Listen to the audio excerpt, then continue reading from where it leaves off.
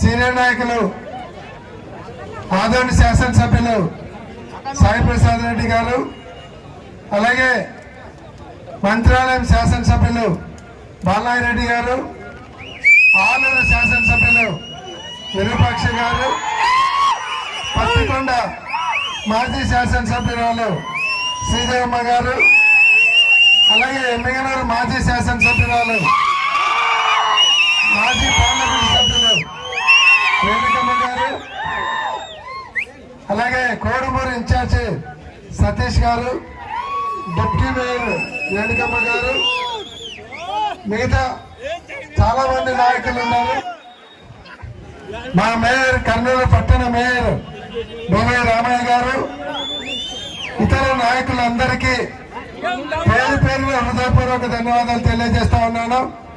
ఈరోజు ఈ programme fee reimbursement చెల్లించకుండా 3,500 కోట్లు బకాయిలు పెట్టినందుకు, అలాగే నిరుద్యోగులకు ఇస్తానన్నటువంటి 3,000 రూపాయలు అంటే పోయిన 9-10 నెలలు 30,000, రాబోయే 36 నెలలు అంటే దాంట్లో కూడా బడ్జెట్ పెట్టలేదు కాబట్టి అదొక 36,000, 66,000 ప్రతి నిరుద్యోగికి అప్పు చెల్లించేలాగా ఒత్తిడి తీసుకొని రావాలని, అలాగే ఏదైతే రైతులకు ఇస్తామన్నటువంటి 20,000 రూపాయలు రైతు బంధు కార్యక్రమానికి, అలాగే ఏదైతే మహిళలకు ఇస్తామన్నటువంటి 1,500 దాన్ని ఇంప్లిమెంట్ చేసేలాగా ప్రతి ఒక్కరికి ఇచ్చేలాగా దాని మీద కూడా ఒత్తిడి తీసుకోవడానికి, ఏవైతే మీరు సూపర్ 6 హామీలు అలాగే 20 లక్షల ఉద్యోగాలు కల్పిస్తామని చెప్పి ప్రజలను మోసం చేసి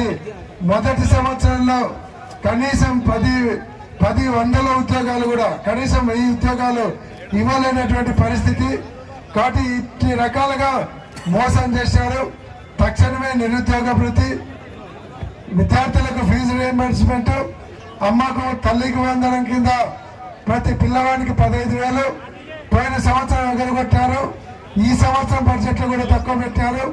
కాబట్టి పోయిన సంవత్సరాన్ని ఈ సంవత్సరాన్ని కలిపి ఇచ్చేలాగా ప్రభుత్వం మీద ఒత్తిడి తెచ్చేదానికి జగన్మోహన్ రెడ్డి గారి పిలుపుకోతో ఈ కార్యక్రమానికి ఏర్పాటు చేయడం జరిగింది. దీనికి విచ్చేసి దీన్ని విజయవంతం చేసినటువంటి నాయకులకు, కార్యకర్తలకు అందరికీ పేరు పేరున ధన్యవాదాలు తెలియజేస్తా ఉన్నాను. ఇప్పుడు మంత్రాలయం శాసనసభ్యులు బాలారెడ్డి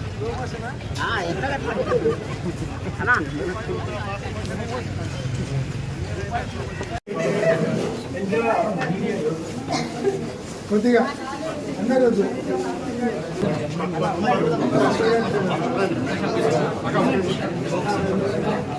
రిప్రజెంటేషన్ అక్కడ ఉంది.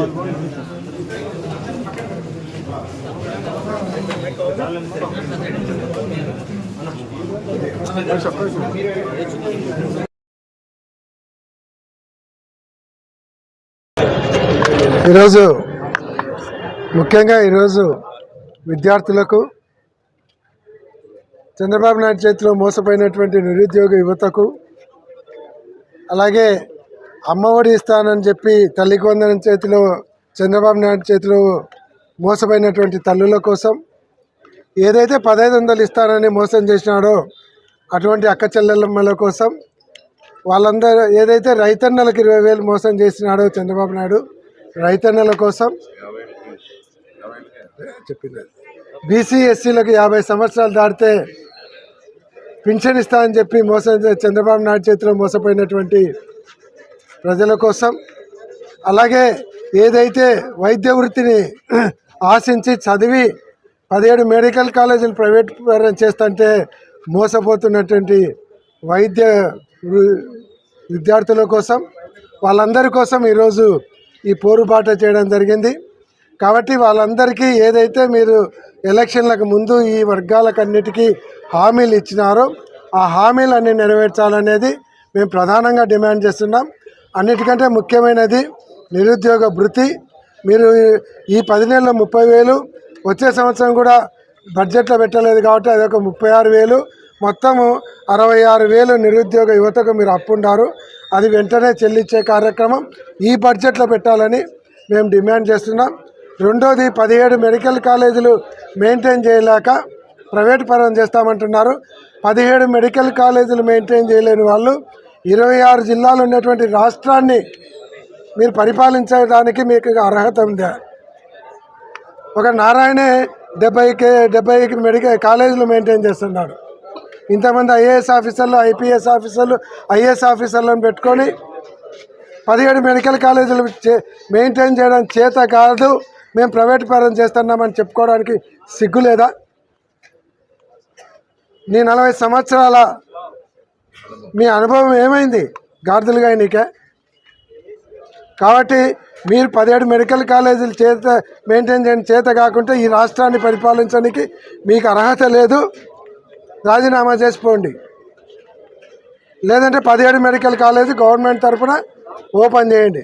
17 మెడికల్ కాలేజీలు ఒక్కసారిగా ఒక రాష్ట్రానికి శాంక్షన్ కావడం అనేది భారతదేశ చరిత్రలో ఎప్పుడూ జరగలేదు. జగన్మోహన్ రెడ్డి గారు తీసుకొని వచ్చారు. ఈ కాలేజీ తెచ్చినటువంటి కాలేజీలు ప్రైవేట్ పరం చేయడం, మాకు మెడికల్ సీట్లు వద్దు అని చెప్పినటువంటి ముఖ్యమంత్రి కూడా భారతదేశంలో మీరు ఒక్కడే. కాబట్టి హామీలతో పాటు మెడికల్ కాలేజెస్ ప్రైవేటైజేషన్ చేయకూడదు, దానిలను గవర్నమెంటే నడపాలని ప్రధానంగా డిమాండ్ చేస్తూ ఉంటాం.